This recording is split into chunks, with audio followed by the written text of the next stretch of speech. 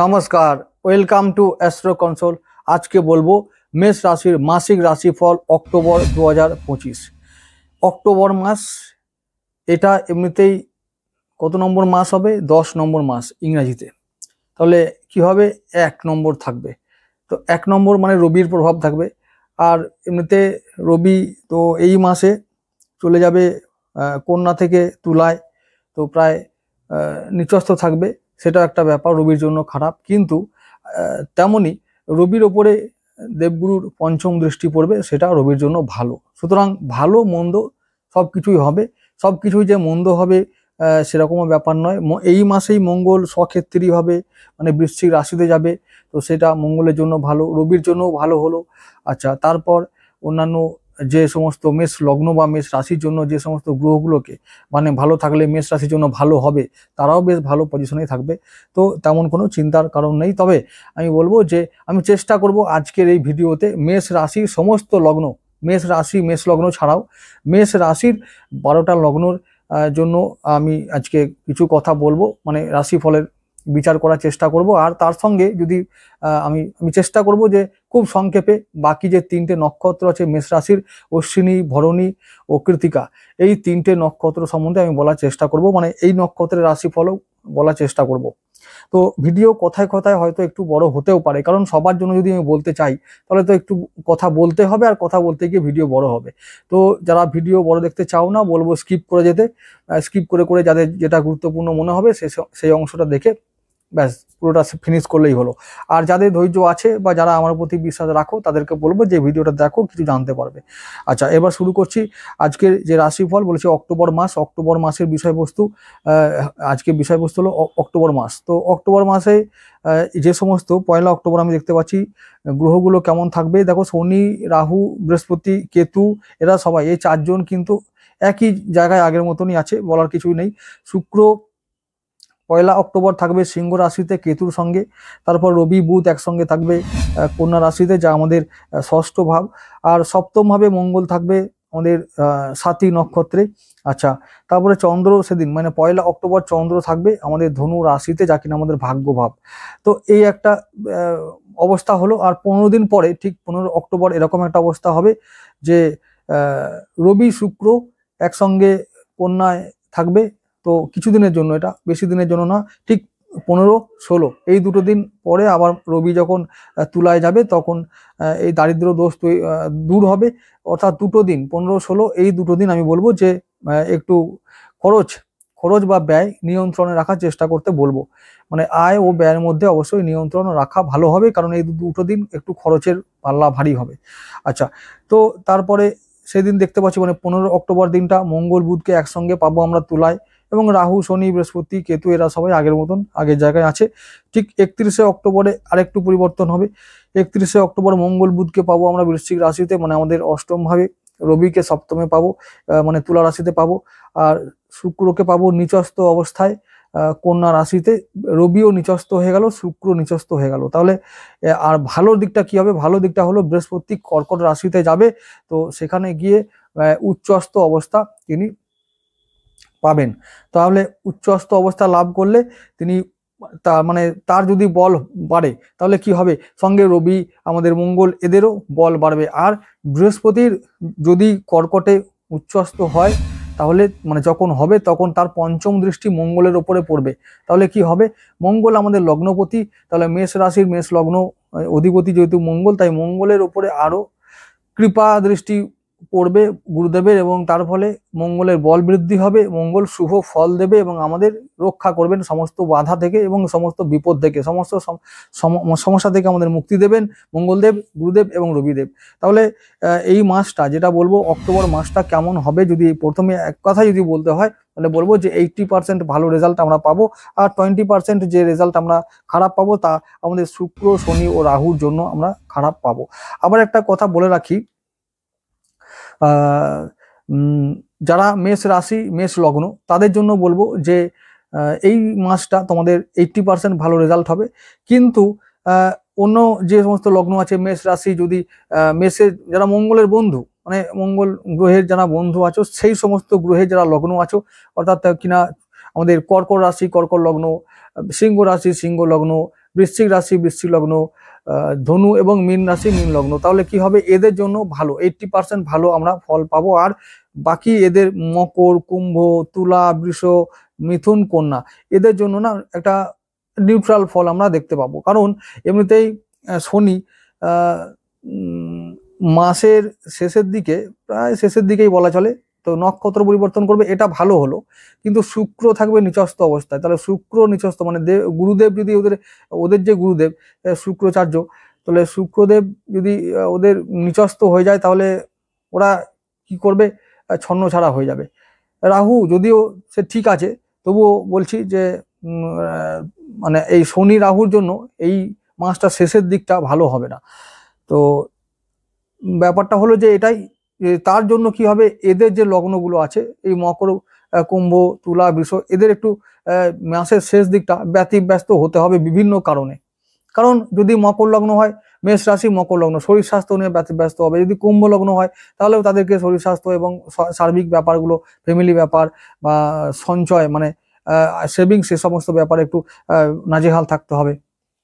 যদি তুলা লগ্ন হয় তাদেরকেও শরীর স্বাস্থ্য এবং বাজে খরচ এটা নিয়ে চিন্তায় থাকতে হবে। যদি বৃষ লগ্ন হয় তাহলে তাদেরকে বলবো সন্তানকে নিয়ে সাবধান থাকতে হবে। যদি মেষ রাশি বৃষ লগ্ন, সন্তান, পড়াশোনা, প্রেম এসব নিয়ে তাদের সাবধান থাকতে হবে। এই ব্যতিব্যস্ত হতে হবে সেটা মাসের শেষের দিকে যখন শনি নক্ষত্র পরিবর্তন করবে। আমি শনি নক্ষত্র পরিবর্তনের ব্যাপারে আমি পরে ভিডিও দিয়ে আলোচনা করব। তো সেটা একটা ইম্পর্টেন্ট বিষয়, যেহেতু একটা আলাদা করে ভিডিও এনে আর সেই বিষয়ে আলোচনা করাটাই ভালো হবে। তো আজকে যেহেতু পুরো অক্টোবর মাস নিয়ে বলবো, তাই আজকে আমি সংক্ষেপে বলার চেষ্টা করব সমস্ত লগ্নের ব্যাপারে, অন্য বিষয়ে যাব না।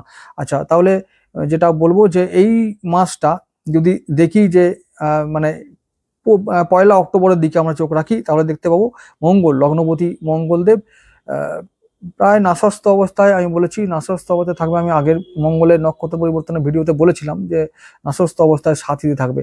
সাথী নক্ষত্রে থাকার সময় মঙ্গল নিজের বল হারাবে, এবং বল হারালেও বলবো ড্যামেজ এতটাও হবে না যে খুব মানে তা কন্ট্রোলহীন হয়ে যাবে বা আমাদের হাতের বাইরে বেরিয়ে যাবে। যা কিছু হবে, যেটা যদি শরীর স্বাস্থ্য সম্বন্ধে কিছু হয়, যদি ব্যবসা বাণিজ্য বা দাম্পত্য জীবন সম্পর্কে কিছু হয়, বা সেই সংক্রান্ত বিষয়ে যদি কোনো মামলা মোকদ্দমা হয়, বা কোনো রকমের এর থেকে বেশি অশান্তি, যেগুলোকে যে অশান্তিগুলোকে ফেস করা খুব মুশকিল ব্যাপার বলে মনে হয়, সেরকম কোনো অবস্থা তৈরি হবে না। হলেও আমরা বাঁচবো, সেখান থেকে বাঁচতে পারবো, কারণ গুরুদেবের দৃষ্টি থাকবে মঙ্গলের ওপরে।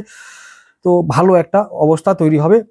তো মঙ্গলের জন্য এই মাসে তেমন কিছু ব্যাপার হবে না। আবার বলছি 12 অক্টোবরের পর থেকে, মানে 13 অক্টোবর থেকে মঙ্গল যখন বিশাখায় চলে যাবে, তো আমরা মানে বিশেষ বেশি দিন আমাদের এটা ফেস করতে হবে না। মানে পয়লা অক্টোবর থেকে 12 অক্টোবর, ওই 12টা দিন আমরা একটু সাবধান থাকবো। কোন কোন বিষয় নিয়ে?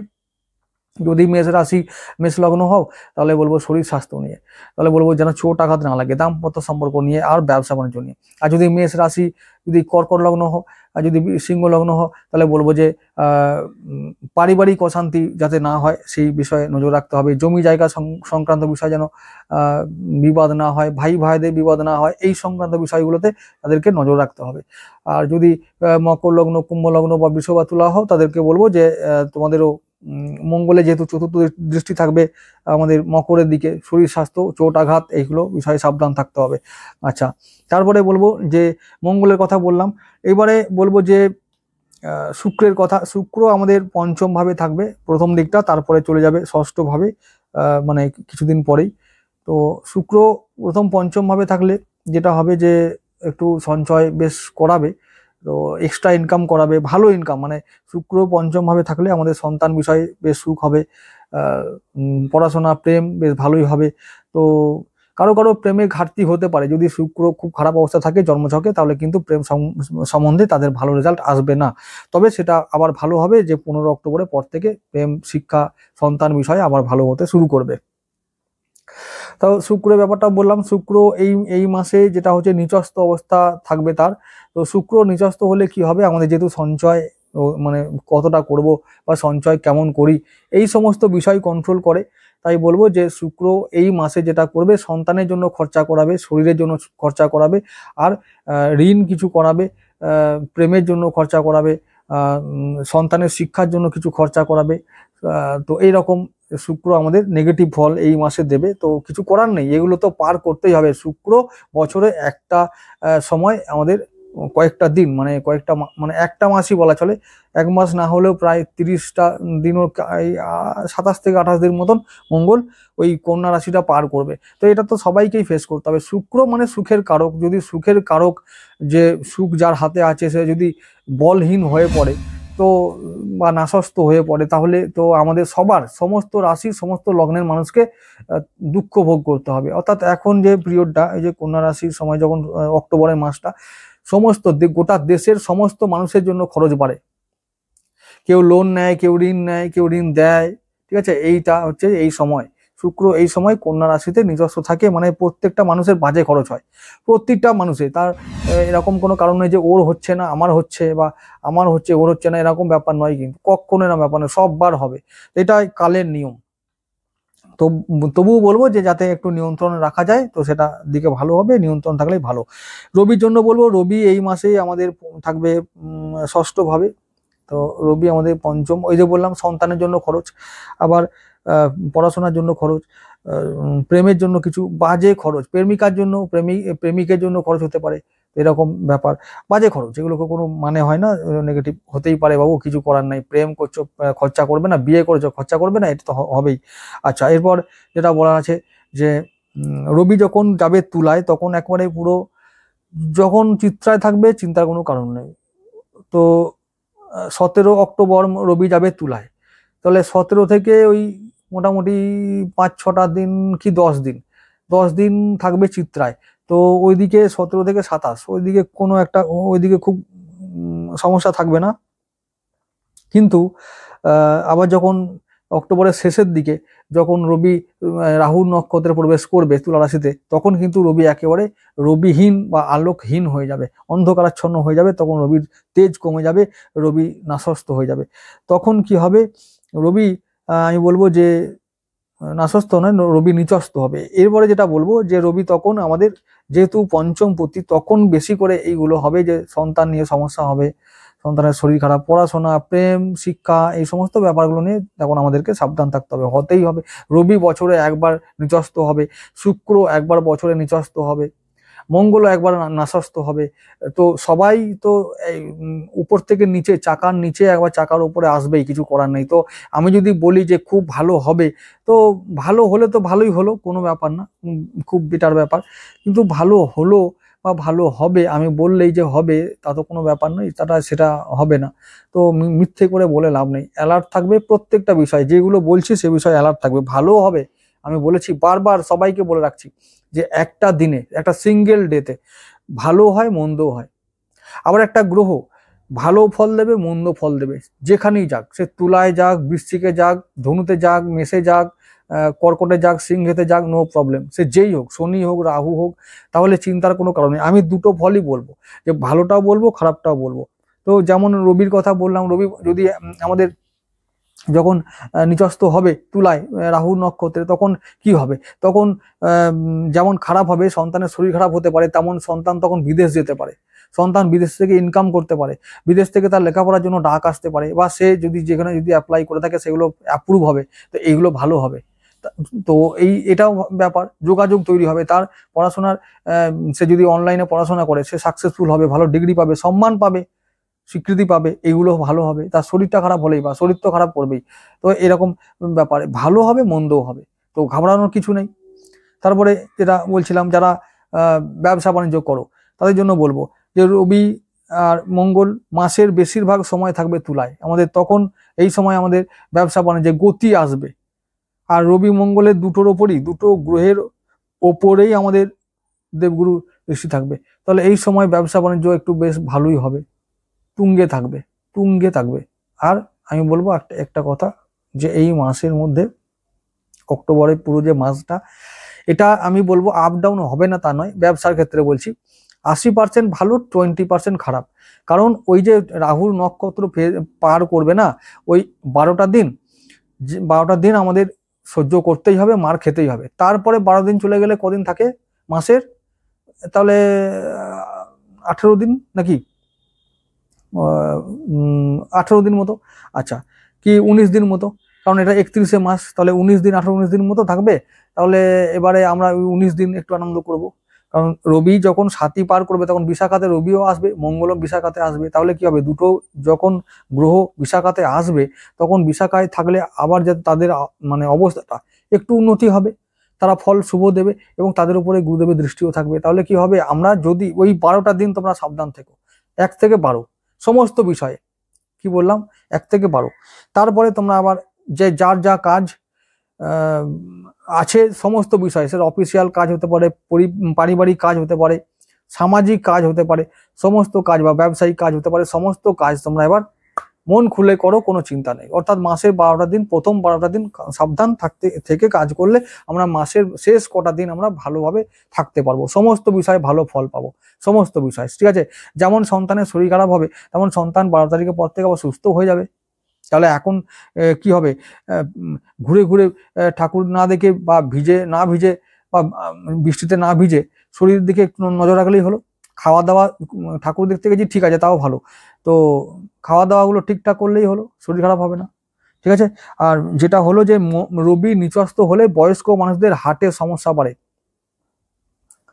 এই সময় কালী পুজো, অক্টোবরের সময় কালী পুজোর সময় ধুমধাম বাজি পুড়বে, বায়ু দূষণ হবে, তো যাদের হার্টের সমস্যা আছে, যাদের আরো যাদের শ্বাস প্রশ্বাসের সমস্যা আছে, তাদের শ্বাস প্রশ্বাসের সমস্যা থাকবে, তাদের আরো মানে যে এই যে নিঃশ্বাসের প্রশ্বাসের সমস্যা এটা বাড়বে, এই রোগ বাড়বে, অ্যাজমা বা টাইপের এরকম টাইপের আরো জিনিসগুলো আছে, রোগগুলো আছে, সেগুলো বাড়বে, ব্রঙ্কাইটিস হতে পারে বা আরো যা কিছু।